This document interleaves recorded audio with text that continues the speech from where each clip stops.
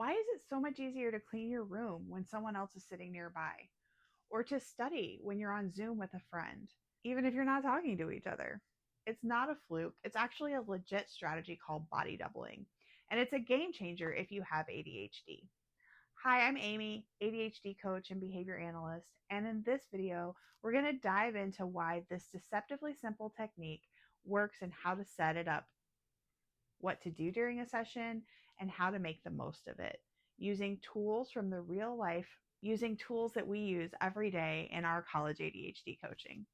If you're tired of staring at your to-do list and getting absolutely nothing done, you're totally in the right place.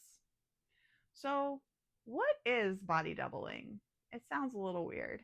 In the corporate space, we might call this co-working. Body doubling is when you do a task in the presence of another person. They don't necessarily have to help, they don't have to talk, they're just there, also working. It could be a study session on Zoom, a silent FaceTime with a friend, a co-working block at a coffee shop, or even just someone sitting next to you while you clean your room. The key is shared focus. Your body double creates an environment of accountability and structure that can help your ADHD brain stay anchored to the task. And the best part, it still works even if they're doing something totally different. This isn't about micromanagement, it's about co-regulation. So why does it work? Especially for ADHD? What makes body doubling so effective for neurodivergent brains is that ADHD brains often struggle with task initiation and sustained attention. That means starting is hard, staying with it is hard, and finishing sometimes impossible. So when body doubling enters the scene, just having another person around increases that accountability and structure. It gives your brain a little bit of a dopamine boost, and there's something about the presence of another human that flips the switch from I should to I guess this is what we're doing right now. Many of the exercises that we do with our college ADHD student include things that do these exact things. So there's one trick that you can try, and it's a tool to get rid of all of your mental clutter before you actually do it. We call it a brain dump. We also like to use time estimation so you don't get overwhelmed by guessing how long something will take. So when you combine time estimation and body doubling, it can seriously supercharge your productivity without it being such a struggle. So how should you set up a body doubling session? Are you ready to try it? I hope so, because it really works. First of all, choose your task before the session. Pick something that you've been putting off for a while. Homework, cleaning, emails, whatever. Just know what you're going to do during that time. Pick your body double. So this could be a friend, a sibling, a parent, an ADHD coach, or a mentor. Or it could just be a random stranger in a co-working space like a coffee shop or a school library or a classroom or a study group. Decide what the expectations will be, and if it's not a random stranger, let them know what the expectations are. Are you going to be silent? Are you working on the same type of task right next to each other?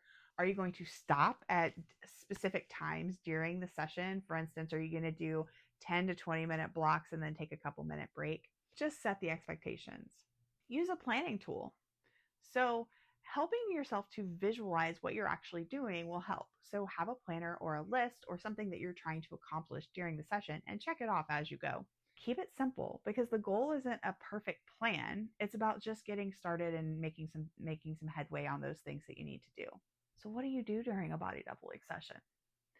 Now that you're in the session, here's how to make it work. Start with a ritual. So train yourself to always transition from task to task. Make a quick checklist to mentally shift gears. Or like settle your nervous system before beginning. Maybe stand up and do a stretch, do a little bit of yoga, take a couple of deep breaths, whatever works for you. State your goal to yourself. Okay, I'm going to sit down and I'm going to write 200 words, or I'm going to work for 10 minutes straight.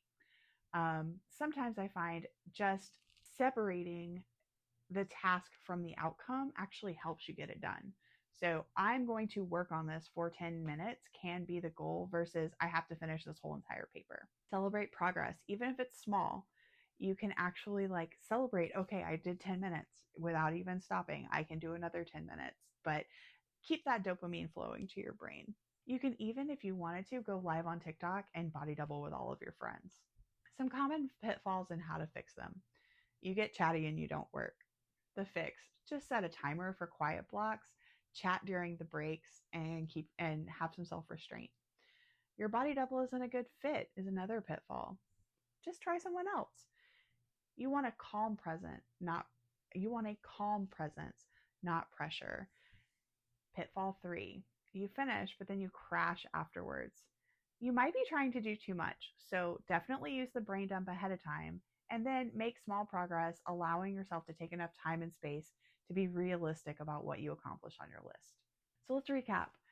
Body doubling works because it supports task initiation, it supports sustained attention, and it also supports accountability, all things that help us ADHD brains stay on track. It's simple to set up and it's super powerful in practice. And it's even more effective when paired with executive functioning strategies. So if you want to try it, you can join some of our body doubling sessions with collegeadhdcoach.com. It's something that we use all the time in our college ADHD coaching. And during the college year, sometimes we have open body doubling sessions. If you want to know more, visit our website and leave us a comment on Instagram or YouTube. I'm Amy, and remember, you don't have to do hard things all alone. Sometimes you just need someone else in the room. We'll see you next time.